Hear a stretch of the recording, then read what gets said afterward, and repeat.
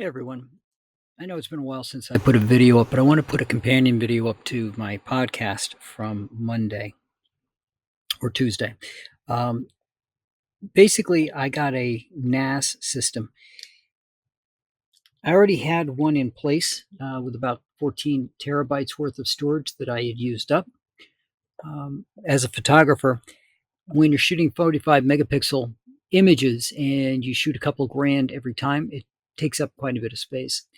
So, one of the ways to both protect from things like CrowdStrike occurring and just making sure you have good copies of everything is to use something like Synology. Now, I won't go into everything that I did with talking about backups and things on the podcast, just to say that one way that you could handle your workflow as a photographer is to go through and use like an SSD, put your client's catalog and the pictures that you're working on that SSD to give you the speed of working on that, where you only be limited to, let's say, the USB 3 if you've got it connected up that way. But at the same time, you can then pick that up and put that on your NAS. And then your NAS has a good, solid backup of all of your stuff. And you're not using a NAS the way it would be used in a, let's say, a corporate entity where you'd have a whole bunch of people doing a lot of work with the NAS as their center file server. This is just going to back things up there and leave them there. Now, as you can see from the screen, this is the newest one that I've got, the 923 that's running. It has what would be 12 terabyte listed on the drive, but come out to about 10.9 terabytes each. I lose about a drive, just a little over, because I've got it set to RAID 5. And there's a lot of things out there that can tell you what RAID 5 is. Basically, RAID 5 will protect you should a drive fail. This is a 4-bay system. So if one of my 12 terabyte drives fails, I can pop that drive out, pop a new one in, and the system will recreate the data that was on that 4th drive. So as you can see, it's not getting a lot of utilization. It's got a lot of traffic coming over the network. Now, this particular one allows you to have 2 Ethernet cables going into it. I currently only have one. I have gigabit internet in the house. 2.5 gigabytes is the top that I can get, but these are gigabit ports on the NAS itself.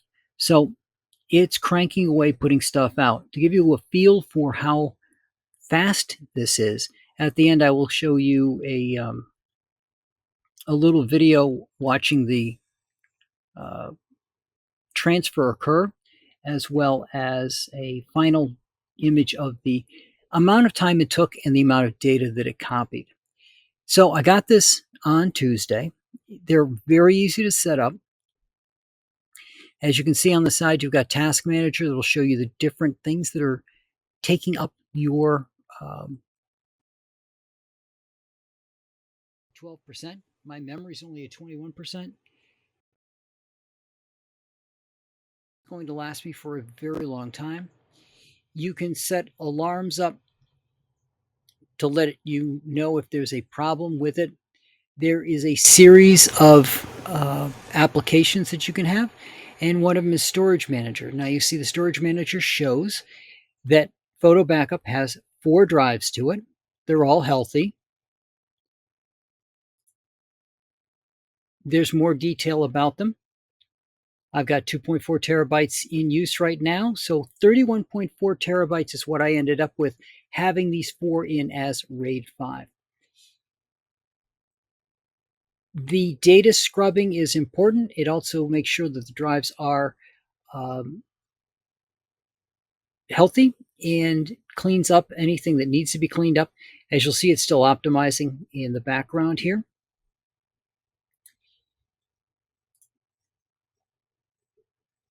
So storage 1 and volume 1, because they're the same, are going to give the same information.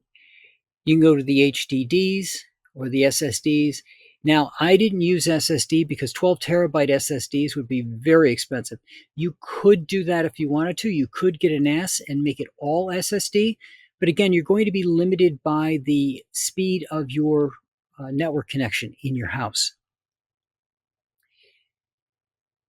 You can go back up here to overview, and you can see data scrubbing has been postponed. It's going to run today, but you can get a quick view of how your system's working.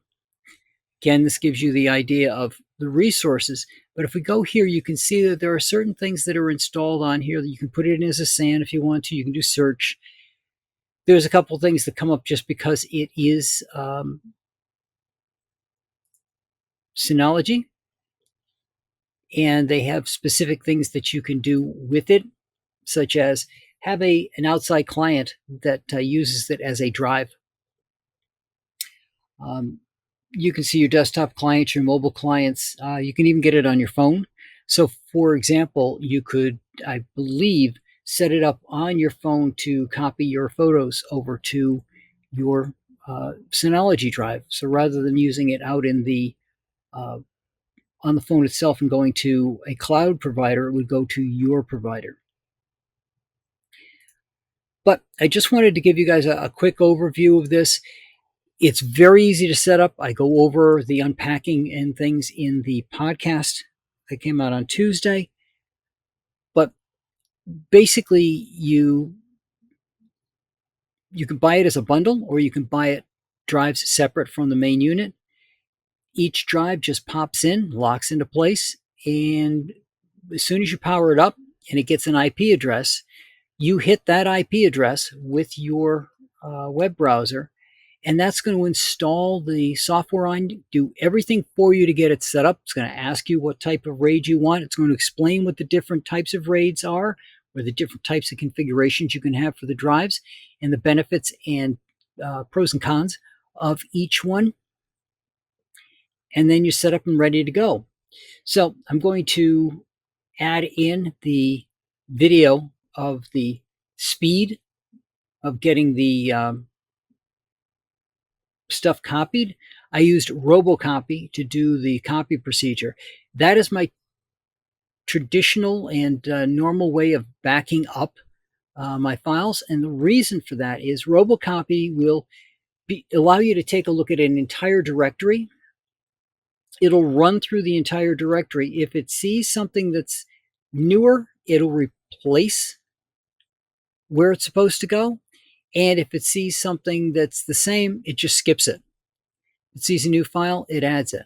So it allows you to create a complete backup and just run this one command on a schedule to just go through and take all of your information that you care about, your photographs in this case, and make sure they're all over in your backup. And that's something you put on a schedule. You can use Task Scheduler. Put this thing on a schedule to run overnight, and then you never have to worry about your data or if it's been backed up. And it can run every night because, again, other than it just going through and finding out that the stuff is the same, it's not going to move any data unless it finds a difference and a reason to move the data. So we're going to go over to the video, and